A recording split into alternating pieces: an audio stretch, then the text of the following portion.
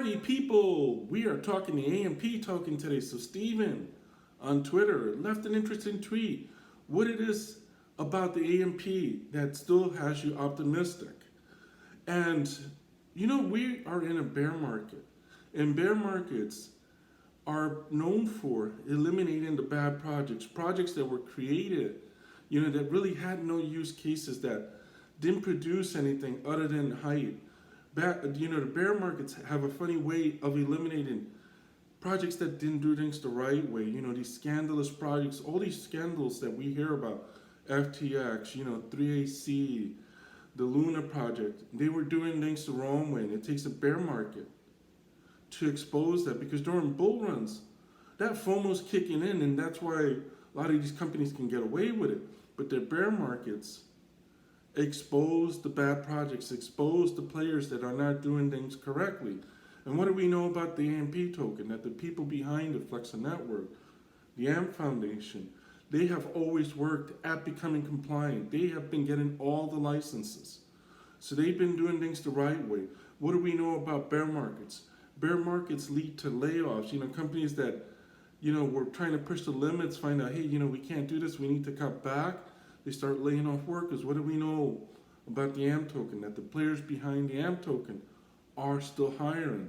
What do we know about the AMP token?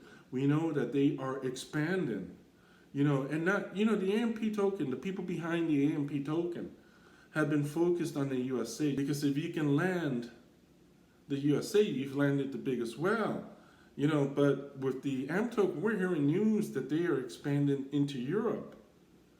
We're hearing news that they are looking for more employees. They are expanding. So in a bear market, when companies are cutting back on their marketing, when companies are laying off employees, and you have a company that is hiring, that is expanding globally, then you know that they are doing something right. This bear market really is eliminating a lot of the speculators. But the long-term holders are going to see the fruits of their, the diamond hands during the next bull run. Because the way I see it, I'm starting to accumulate a lot faster than I was during the bull market. So for me, these times are more like discounts. And the people that are jumping ship, they're bailing, really were just speculators, And speculators, like them or not, they aren't there for the long-term health of the project. They don't care about the project. They're just looking for the next 1000x. But long-term holders, we have to wait, because we're not putting our money, we're not falling for the opium. We're looking for projects that are legit. One thing that I have learned in life is that Rome was not built in one day.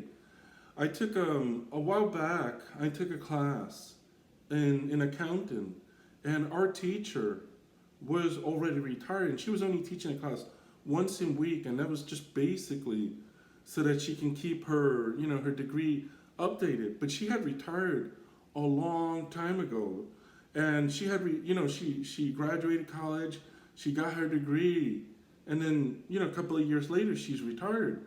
So she probably worked full time 10 years.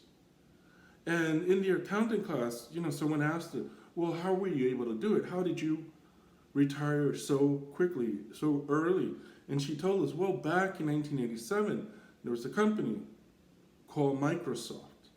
And around that time, the company was worth maybe 20 cents. It was an up-and-coming company. At the time, IBM was the big boy, and Microsoft was just hitting the radar, starting to be known. This was early during the computer age, when computers were starting to become popular with the everyday person. Now we fast forward to 2000, I think I took the class with her in 2017, 2018. I have a different degree. I'm not an accountant, I'm not a financial advisor, so remember that.